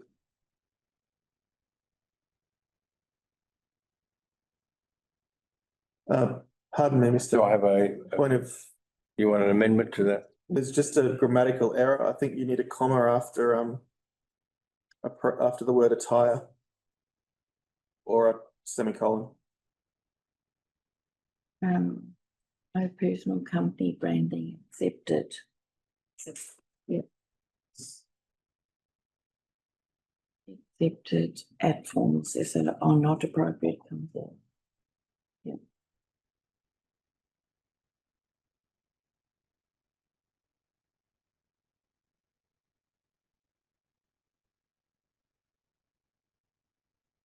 Yeah, so we just put a full stop. Councillor Tyler, is that what you're proposing? Councillor Edwards, is that what you see? Is you agree to that? The seconder? Right, we'll have debate on that. So you've moved it. We'll have somebody talk against it. Anybody against that motion? Yeah, Councillor Kidd. Oh, you'd like me to speak, Mr. Mayor? Thank you. Close them. I was assuming that Councillor Tynan was going to speak first. I would merely say what I've said before. I think there's a certain expectation, and the expectation is that you wear business wear. I don't think anyone expects anyone to wear a tie and a suit on a 42-degree day, but you can certainly be neat and tidy. As I see it, the actual dress code being described here is lower than what you would expect at an RSL club or most restaurants, and I think council should be above that. I don't think it's. I just don't think it's professional. That's my opinion. You can call me an old fuddy-duddy if you like, and I quite often don't wear a tie, but I think people have an expectation. We are not here for what is comfortable for us. We are here to represent the community, and the community has an expectation, and that expectation may not be what they practice themselves, but that's what they expect you to look like. You wouldn't, you'd have second thoughts if you went to see a solicitor who was sitting there in a pair of thongs and a singlet in his in he or she's office. Yeah, people will judge you as unprofessional, or a doctor or lawyer or whatever else. People will judge you on how you appear. That's not fair and it's not right, but it is how it works. And I suppose I just think we should be professional. We are making important decisions, not just about us, but about another 11,500 people. And we should be dealing with that in a professional manner. Thank you. Was the speaker against the motion? Only some. Yes. He was against it. I spoke against. Yeah. Now I have a speaker for the motion. You have a right to reply at the end. Only someone to. Speak against that, speak for that motion behind me. I'm speaking against it. All right, councillor Edward, did you want to speak for the motion? No, this is just a waste of time, Mr. Mayor, on this debate, so I'm not going to speak on it. Right. All right, are you happy to, you want to close the debate and then we put them? I'd like to close it. I quote councillor Kidd, neat and tidy. When I look at the meaning of at the end of the sentence up there, the first sentence, in smart needs appropriate attire. Appropriate attire is tidy. And it seems to me that councillor Kidd's contradicted his sole argument by claiming that we should be neat and tidy when it actually states that up there. I just want to clarify something with the general manager. If the voted for or voted against, smart and it's voted against. PG jeans, active wear, shorts, open footwear. Yes. However, that's been deleted and that's not a part of the motion. That's irrelevant. Because it's been deleted, it is not specific anymore. Councillor, can I just ask you? Like, if this gets voted for, that's what you get. If you vote go against it, we go back to the meeting model, right? Do you understand the voting? All right. Is there any more debate on it? I get everybody for and against. All right. Now remember, if you vote for this, it's behind you. If you vote against it, we're going back to what's written in the motion. Those in favour of the motion, put your hands up, please. Those against? Which motion is there? This amended motion? The yellow one. No. Yellow, yeah. So I just, okay. Those are voting for this motion here, you put your hand up. 1, 2, 3, 4, 5. And those are voting against it. All right, so it's carried. Thank you very much. Right now, we're on to the next part, which is minutes of the country mayor's meeting. All right, page 117. Legal Council moving to item 8.1.5, minutes of the country mayor's meeting, 20th March, page 170 of the agenda. And the recommendation is in front of you, that we adopt it. Can we move in a second for that? Moved by councillor Kidd, by councillor Morris. Any discussion? Councillor Kidd, you attended. Do you want to say a few words? Yes, I am happy to, Mr. Mayor. Just struggling with my docs on tap at the moment, which is a constant thing for me. It was my pleasure to attend the Country Mayor's meeting on Friday, the 8th of August, but also on the 7th of August, I attended a forum with the Environment Minister in Parliament House, which was most interesting. So it was a speech and a Q&A from the Minister, but also from staff. Of key interest to certainly the country members was talk about biodiversity policies. And whilst that doesn't seem to affect us much here, there's an active problem debate going on in Polyamble in Murrumbidgee Shire. The future of landfills was discussed. Many country members were concerned about suggestions that country areas should be receiving Sydney rubbish, and the minister's opinion was that waste should be dealt with locally. So I see that as good news. Merits of incinerators were also discussed, which may be the lesser of two evils. High temperature incinerators rather than landfills and storing things up forever, but that will be debated long and hard. The interesting one in that particular afternoon was the issue of FOGO was raised. And what I can tell you from what the minister said, and there were some metro councils represented there as well, we are way ahead of the game out here on FOGO than what the metros are. So congratulations to all our staff involved in waste and waste management, and our managers our directors who support those managers. We're doing a really good job, and I couldn't help but sit there with a smile on my face about that.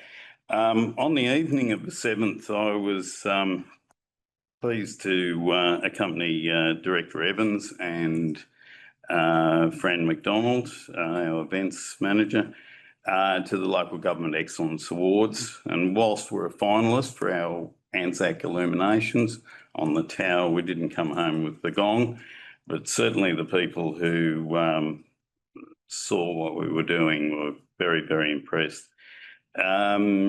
Most of this is in the minutes provided, and I suggest you do read through them. I know they can get a bit long-winded and that, but we had some very interesting presentations from the Police Minister, also the Acting Deputy Police Commissioner, and the Chief Magistrate, Judge Michael Allen. Some of the key points to take from that are a concentration on youth crime, particularly focused through PCYC. That'll be of interest to you, Councillor Nardi. There's a community safety report out in November 25, and there's a particular action described in there. I think it was Operation Sotira, which is happening in the north and the west of the state, and they're getting pretty good results with things like car thefts, break and enters and things like that. If those continue, they may be rolled out further across the state. So very active policing going on in that space. The Chief Magistrate spoke at length about the scourge of domestic violence, but also about magistrates, to counter criticism of magistrates being not in touch with the bush. They're actually prescribing that magistrates do spend at least 2 years in rural areas, so they're familiar with our uniquely rural issues before going onto the bench formally. So there's some really great things in there. The other ones that came up, which might be of interest to you, and I know this has changed just a little bit in the last few days even. There's been new rules out with regard, I've just lost it on my thing again here, with regard to sales of illegal cigarettes in shops. There's been a change in the legislation recently, but there was a report there from Warrumbungle Shire. Now, Coonabarabran's not a very big town. They have 5 illegal cigarette shops in Coonabarabran, and at least one of them was involved with actually what we would call modern slavery. The Warrumbungle Council had gone to great lengths to, through their planning legislation and other matters, to control that. Now it looks like the state's moved in with some new fines and things for selling vapes and whatnot. Another interesting one came out of Upper Hunter Shire Council.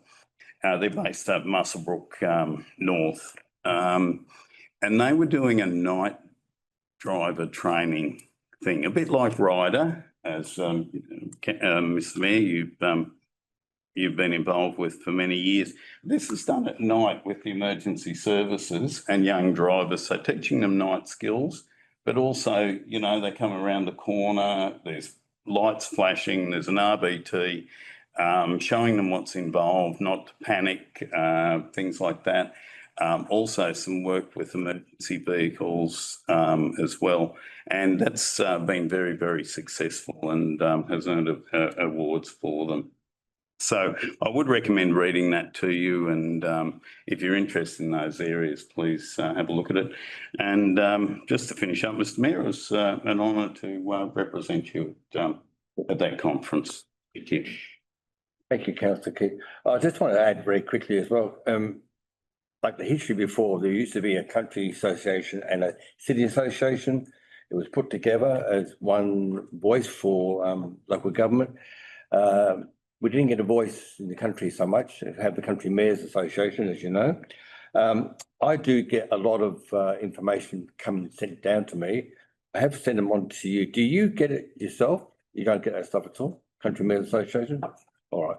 Well, I'll just relay it on to you as it comes down. It's very important. We're actually there talking to the ministers, which is a lot better than we did in the old days. So thank you very much. Now, we had a move in a second, didn't we? And did we put it? I can't remember. Yes. I haven't put it. All right. Any more discussion? No. I'll put the motion. Those in favour? All right. Those against? I declare it carried. Next one's corporate matters, investment report. And there's 8.2.1 investment report, that the recommendations in front of you, that council notes the information contained in the investment report for September. Do you have a mover? No. Oh, you don't? All right. I have a question. You've got a question, right? Yeah. Mr. Mayor, to the GM. I did raise some questions earlier in the week and I wondered if the GM had time to clarify that and share it with the council. Thank you, Mr. Mayor. Yes, Councillor Wright asked about our investments and where and how the banks invest our money. I have relayed your question to the Director of Corporate, so happy for Ivy to just give a summary of why council can feel assured that it's in safe hands. Thank you, Mr. Mayor. So most of our investments are in term deposits, which is directly with the financial institutions. So we don't directly invest in the equities or the securities, okay, whether Australian or international. So unless the banks go bust, then it's a different story, which is highly unlikely. So when you say most, is there an exception to that? Because there are some FRNs also in there, so which is like a bond, but majority is our bond term deposit. Is that an instrument that it contains bonds? Yes, which is like FRNs, which is so government bonds. Yes. Okay, which are very safe. That's fine. Floating rate notes, yeah. Right. Okay. Yeah, that's fine. And that's the only exception. Yes, okay. But majority is, so we've got those will go up in a crisis, actually. Yeah, depends on the situation, yeah. Up and down every day. But our exposure is only at the most in terms of the rating we go to, triple Bs, which is your AMPs and your Bank of Queensland and all. Yeah. But other ones are all the big four and the. Many years ago, Lehman Brothers, right? You heard about them, and it was sanctioned by the minister. That was good investment. So I know we've discussed this before, but best. Yeah. Market conditions have been changing recently. So look, thank you for your question. That was a question. Yep. I still have it on the table to be moved and seconded by somebody. Yeah, I'll move it. Yeah. Oh, it hasn't been moved. Oh, sorry. Moved by Councillor Nardi, seconded by Councillor Kidd. Any discussion? Just put the motion. All in favour? Aye. Those against? I declare it's carried. Right, moving on to the next one. Next item is Regional Drought Reliance Plan, Western Riverina, Stormwater, page 142 of the addenda. The recommendation is that council endorses the draft Western Riverina Stormwater and Wastewater Management Strategy for public exhibition for 28 days. And if there's no substantial feedback is received, the strategy will be considered adopted after the exhibition period. Do I have a move and a second move? Move that with the question, Mr. Mayor. Moved by Councillor Kidd, second by Councillor Morris. Question, Councillor Kidd? Yes, probably through you to the Director of Operations.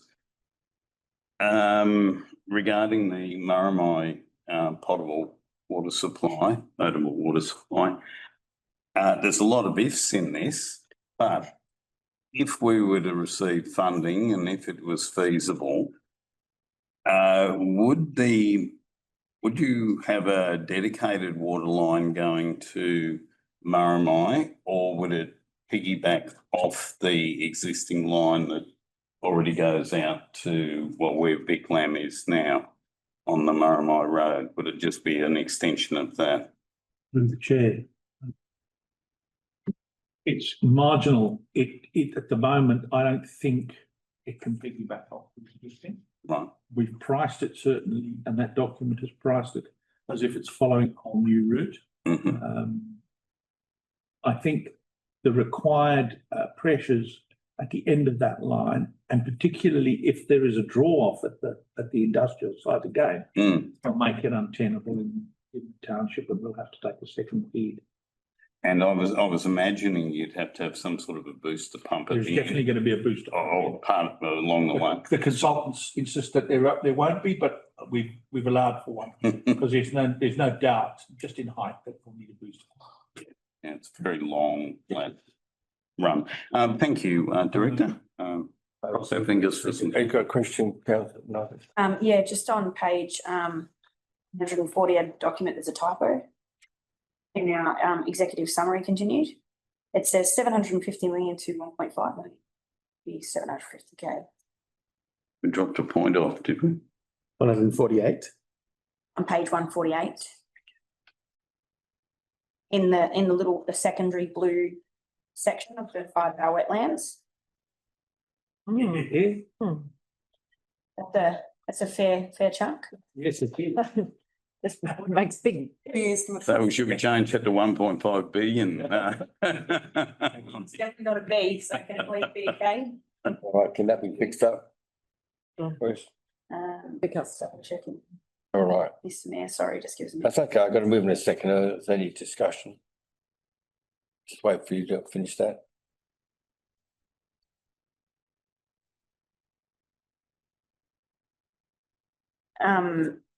Yeah, I'd just like to say I thought the document was quite is presented quite well and has quite a lot of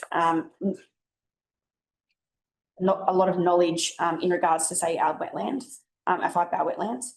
And I'd also like to note congratulations to ex-mayor Paul Maidham on a lovely little photo. It was. Mayor as well. Beautiful photo. That's the one above the 750 million. All right, look, I'm happy, Councillor, you might put the motion. Those in favour? All right, those against? I declare it's carried. Right, next one is local heritage grants. Councillor, time you want to leave the room?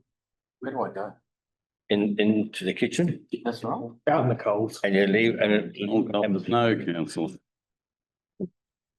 Thank you, councillors. Moving to item 8.3.2, local heritage grants to 525 on page 178 of the agenda. Case is in front of you. Do you all have? I'm happy to move. Moved by Councillor Kidd, second by Councillor Mason. Any discussion? Yeah. Yes, go ahead. May I, Councillor. look, and mine was just regarding the 2025-26/1 application. I just noticed in our heritage consultant's notes, he pointed out the fact that it's not a heritage listed building. The residence itself has been substantially altered and extended over the years, with which have been unsympathetic to the nature of the build. Is it keeping in line with that? Is it then appropriate that we approve funds to go towards replacing a part of it, or the window, the replacement window? Actually, Mr. Mayor, can I make a correction to the recommendation? Because it is relevant to what Councillor Morris is saying. You moved. I moved it. In the chart under recommendation, it replacement of timber window with new aluminium at former manse. Now, it has actually been changed by the committee to recommendation is to support the replacement window to the former manse to the value of 2K, provided the window frames are timber, not aluminium. Yeah, I did see that somewhere. There's a heritage. Make that correct. It is about if you cannot restore, replacing like for like. Just a clarification on that. I'm sorry to interrupt, Councillor Morris, but I do think that does have a No, it does have a definite bearing, because I found that very out of sorts when I looked at the other buildings that are involved, which is our Yanko Powerhouse Museum, our Hydro Hotel, and our Leeton Family and Local History Society, and then thinking we're replacing a window that our expert has told us that is with amendments that have occurred over time that have not kept the theme in time, and now we're approving council ratepayers' money and our choice, along with grants to fund it. That's all. So it does put it in some context for me. Thank you very much. Happy with that, Councillor. My concern was otherwise we'll have every ratepayer in our shire then putting forward for a contribution towards a replacement of sorts. That's all. And so I just wanted to have that well defined and make sure that it met criteria of what the It has been corrected. and the intent of what this grant is for. That's all. The question I might also just mention for the record, I did not vote at the heritage meeting on this item because it did involve another councillor. Right. Thank you. Councillor Nardi. A quote, then the quote that was given to this person is then it may then change on them because it's got in the quote that it's to supply and install new aluminium framed windows, whereas we've got here that it needs to be timber. To clarify, Mr. Mayor, the heritage architect only recommended this on the basis that timber gets replaced with timber, and you're right, the project cost might change. That's the committee's recommendation still sat at 2,000. Yeah. Clarified by Councillor Nardi. Yeah. Yeah. I think with the heritage advisor who did say it'd be timber window. Any more questions of Councillor? No, Councillor Morris was first. Yes, Tam. Sorry, Mr. Mayor, I just have a problem with that then, that we're improving without the real cost, that's all.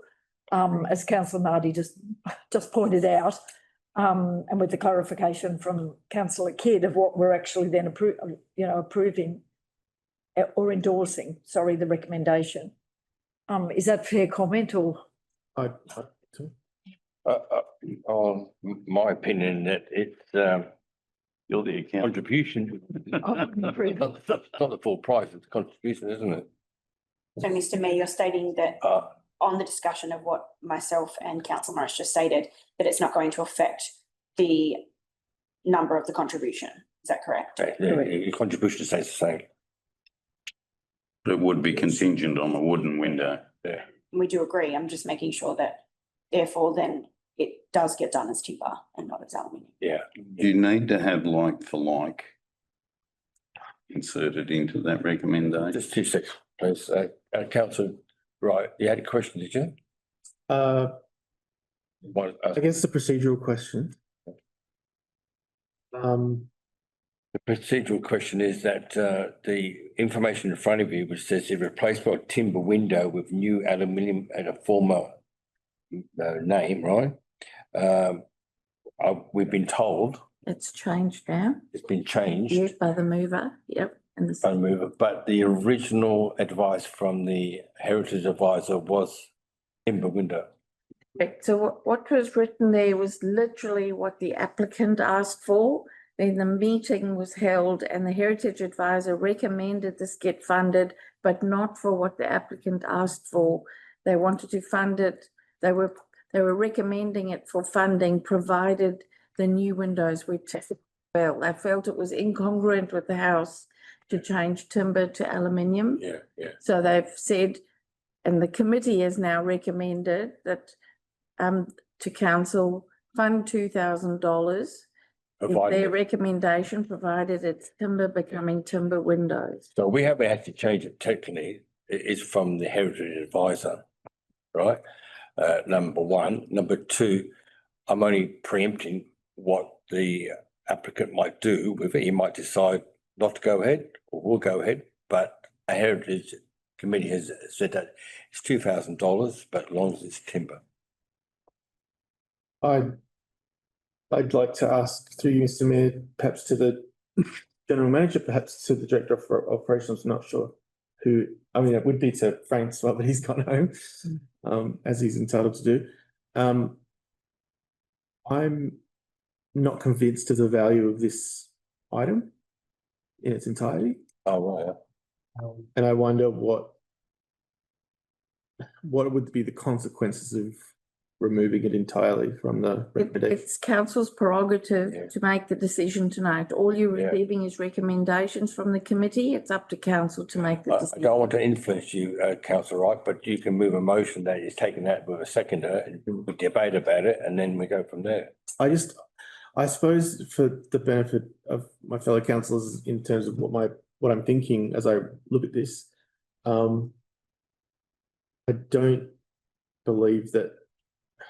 don't believe just because something meets a definition technically that it's necessarily always a valuable decision to make, a valuable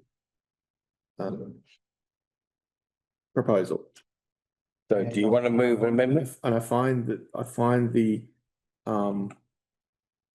the justification given by the applicant unconvincing, without substantially more historical context, with only a one-line justification and with only and with a lukewarm endorsement by the expert Thompson. I just feel that this really needs to be resubmitted another time with more evidence, and then I know that it would be going against the recommendation of a committee, but I do think that we are responsible ultimately as councillors. So I would like to move an amendment that we endorse the recommendation without that line, without that item. Right. Do you have a seconder? Councillor Nardi. Oh, sorry. No, I was going to. Can I add something onto the motion or? Well, I get Councillor Nardi to second it, and then your idea has to be run past this. Yeah, right. So you moved and seconded. We're discussing a new motion in front of us, which is what's in front of you, except for applicant number one, moved by Councillor Wright, seconded by Councillor Nardi. Question, Councillor Morris, or addition to? It was probably just addition to perhaps receiving a quote, the committee, the grants committee receiving a quote with the replacement window as in timber, not in aluminium. Mm. I just think we try to be frugal and make decisions on the information in hand. And it's like our grants committee in our sporting or other thing, we wouldn't give it to somebody on not the quote that they've presented to us, something else that maybe we would expect them, I think, to have the appropriate quote. I'm not saying the outcome may be exactly the same, but we're making a decision on an incorrect quote at this moment in time. And I don't think that's all right. So are you speaking for the motion? And thank you. No, hang on 2 seconds. You want that to be added to? I'm thinking if Councillor Wright. Councillor Wright. That's really right. Councillor Nardi, are you happy to be that added? Do we need to add, where would that be added? So down in the pros? From what's been said, I think I'm hearing that councillors are inviting that applicant to resubmit at a later date for the full cost of the wooden windows and have that reviewed again by the committee. So perhaps it's just that the council approves recommendations, the 3 recommendations, with the first recommendation not being supported, but an invitation to resubmit at a later date with further information for consideration by the committee. Would that be your? With the accurate quote and much more historical context. All right. Okay. Can I also say, Mr. Mayor, that if you've got to change this around and source a double hung triple sash window, they're hard to get. I've got 4 of them at home. They're difficult, and I think that the applicant may struggle to get that within the time frame, because this has to be expended by sometime in April, if I recall correctly. Correct. Yeah. Any other question? If they were, through you, Mayor, if they were able to do that within that time frame and still resubmit that prior to that, within that period, councillor Kidd, would that be sufficient enough? Yeah, I'm just saying that there is a further hurdle that, going to trip up at the, Would imagine that you insect. trip at the last hurdle. Does that alter your the substantion of the actual amendment, you know? That part of it. No. All right. Can I just understand the process? So should the quote with come forward, and because the expert has already recommended it with his criteria, so does it need to go through the process of that grants committee again, or can it come straight to council? Heritage meeting. The heritage, what I'm saying is that the committee has recommended with his recommendation. So if we have something that comes before us, then as a recommendation, resubmit to council. That might be an operational. It needs to fall through the process. Yeah. Come to us. Operational, correct? Yes, but yes, me correct. And the amount will be the same. Yes, I think the councillors are just trying to make sure it's not overly delayed, so it gives the. I'm trying to, I just want the process to be followed, but I think to make a decision, I'd like to see the appropriate information available to me. Because I'm thinking if it is resubmitted, does it can ask for a different price? Well, it may be different. Depending on what the Right, Councillor Wright, your motion's table, right? And I'll just take clarification from the wordsmith that we got it right. Council approves the recommendation except for item 1, and that the applicant be invited to resubmit an application to council with greater detail on the historical context and a updated quote related to the cost of timber windows. Yep. And I think that's all we need to say. Yeah. I think that, you happy with that, councillor? that is fun. Yeah, with that seconder? Yeah. Buddy? All right, we've got movement a second. We've had people talk for the motions. Does anybody want to talk against this motion? Councillor Edwards? No? Everybody sees what the motion is on the table? I'll just make sure this is right enough. Except item 1, the applicant to be invited to resubmit to council with greater greater details on the heritage significance. Do you put like for like in there? That'd be helpful. Quote with the replacement, like for like replacement. And because it is a triple sash, which is unusual rather than for like replacement of the timber windows.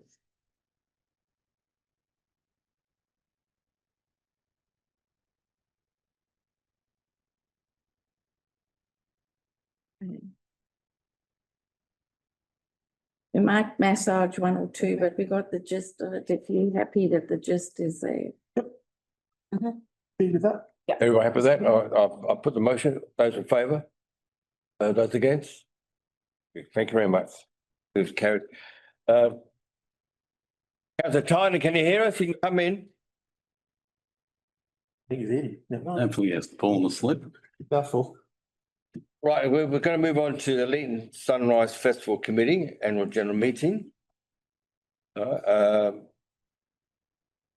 And the council received information in the minutes of the Leeton Shire SunRice Festival Committee held on the 9th of October, and acknowledged that the elections of the community executive committee. Do I have a move and a seconder? Moved by Councillor Maton, Councillor Edwards, seconded. Any discussion? Discussions, right? We've got, I think, Councillor Morris just by tad, Councillor. Mine, Mr Mayor, was just to congratulate the volunteers that have put their names forward to carry this wonderful festival every second year through. It's a tremendous amount of work, as we all know, and it takes them 2 years of planning, and there's a hell of a lot involved, and congratulations and thank you to them. Yeah. Councillor Kidd. I couldn't have said it any better, Mr Mayor. It's a lot of work for that committee, and good on them for putting their hands up and I'm sure it'll be a raging success as all. I'd like, Commend them on that. I'd like to add them as well because most of them are young mums, kids, and they're out there at night time at their committee meetings and kids on their laps and so forth, and they're pushing it forward. I just want to take the opportunity. I know we're all very busy councillors. Now, some of these committees, 533, do require us to be there for quorums and for decision making. And I employ those councillors to try and get to 553 committees. If you can't get there, let somebody know so we can get there. I'm always available. If I can, I'll go there and represent you, but it's very important that these committees, especially the 533 ones, do get a quorum and a councillor of some sort. Right, so I'll move that. All in favour? Those against? Thank you very much. Good. Right, conclusion of the meeting. Right. Thank you, councillor. Staff, gallery. All right. Oh, sorry. I just want to pass on to one note to councillor, Deputy Mayor, Deputy Michael Kidd. Michael. Thank you, Mr. Mayor. This is sort of in lieu of a mayoral minute. I know. Because the mayor is declaring an interest on this one.